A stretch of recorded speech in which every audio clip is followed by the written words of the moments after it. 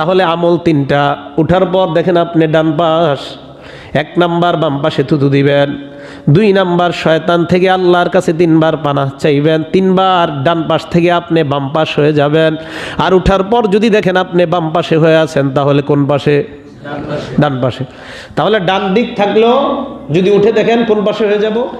এমন স্বপ্ন যদি কেউ দেখো যে স্বপ্নটা তোমার অপছন্দ মনে হচ্ছে, তোমার কাছে ভালো লাগে না, ফাইন্নামা হিয়া মিনাশ শাইতান, এই স্বপ্ন শয়তানের পক্ষ থেকে। বলেন নাউজুবিল্লাহ।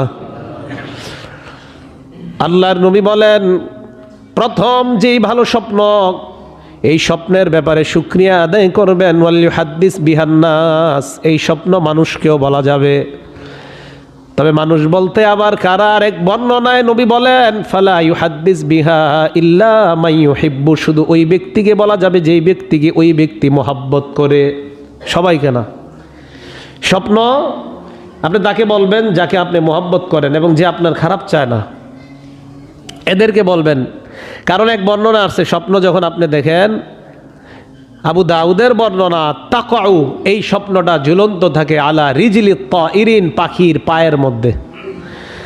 তা আপনি যাকে বলছেন, এটা যদি আপনার ব্যাপারে খারাপ মত পোষণ করে, যদি খারাপ ব্যাখ্যা দেয়, তো এটা আপনার কপালে এসে যেতে পারে। এই জন্য সবাইকে বলা যাবে না, যাকে মহব্বত করি তাদেরকে বলা যাবে। এটা হলো আবু সাঈদ খুদরির বর্ণনা। হাদিসগুলো সবগুলা ভালোভাবে শোনেন, আস্তে আস্তে ক্লিয়ার হবে। এই জায়গায় একটু সন্দেহ আসতেছে, সামনে দেখেন আরো ক্লিয়ার হবে।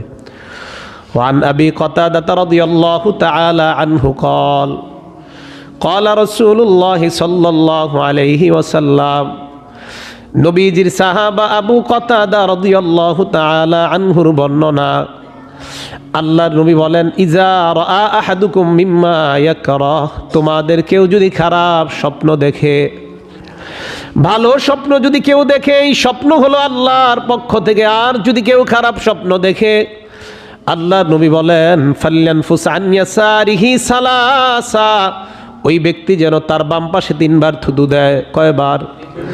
ওয়ালিয়াতাআওয়াজ মিনাশ শাইতান, এবং শয়তান থেকে যেন পানাহ চায়। ওয়ালা ইউহাদ্দিস বিহান নাস, ওয়া ফি রিওয়ায়া ওয়ালা ইয়াজকুরহা লিআহাদিন, এই স্বপ্ন কাউকে বলা দরকার নাই। আল্লাহর নবী বলেন, স্বপ্নে খারাপ দেখার পর বাম পাশে 3 বার থুতু মারবা, আল্লাহর কাছে শয়তান থেকে পানাহ চাইবা, আর কাউকে বলা দরকার নাই। নবী বলেন, আমার বর্ণনা অনুযায়ী আমলটা তুমি করো, ওই খারাপ স্বপ্ন তোমার কোনো ক্ষতি করতে পারবে না। এই হাদিসে এতটুকু আসছে, 3 বার থুতু। শয়তান থেকে পানাহ চাওয়ার কথা আসছে, কয়বার পানাহ চাইবেন এটা আসে নাই। কথা কি বুঝে আসছে? মানুষের কাছে বলা যাবে না, এটা আসছে। এবার সামনের হাদিসে আরো ক্লিয়ার হবে।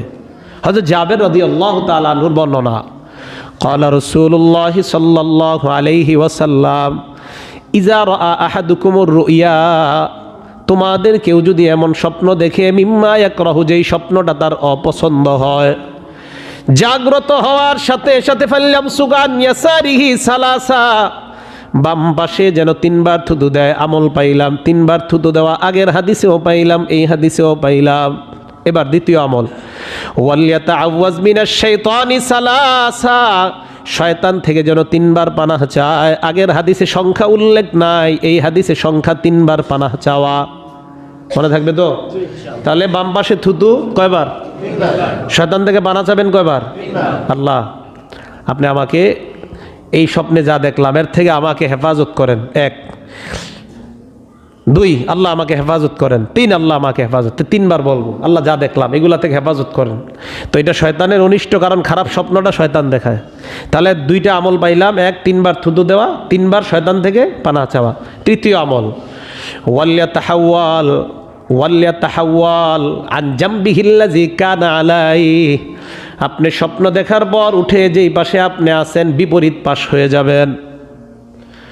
স্বপ্ন দেখার পর উঠে দেখলেন আপনি ডান পাশ, তাহলে আমল 3টা। উঠার পর দেখেন আপনি ডান পাশ, 1 নাম্বার বাম পাশে থুতু দিবেন, 2 নাম্বার শয়তান থেকে আল্লাহর কাছে 3 বার পানাহ চাইবেন, 3 বার ডান পাশ থেকে আপনি বাম পাশ হয়ে যাবেন। আর উঠার পর যদি দেখেন আপনি বাম পাশে হয়ে আছেন, তাহলে কোন পাশে? ডান পাশে। তাহলে ডান দিক থাকলো, যদি উঠে দেখেন কোন পাশে হয়ে যাব? বাম পাশ। আর যদি উঠে দেখি আমরা বাম পাশ হয়ে আসি, তাহলে আমরা কোন পাশ হয়ে যাব? ডান পাশ। তাহলে আমল কয়টা? 3টা। বলেন এক, কয়বার থুতু? কোন পাশে? বাম পাশে। পানাহা চাইবো আল্লাহর কাছে শয়তান থেকে কয়বার? 3বার। এরপরে আমরা যেই পাশ আছি আমরা বিপরীত পাশে হয়ে যাব।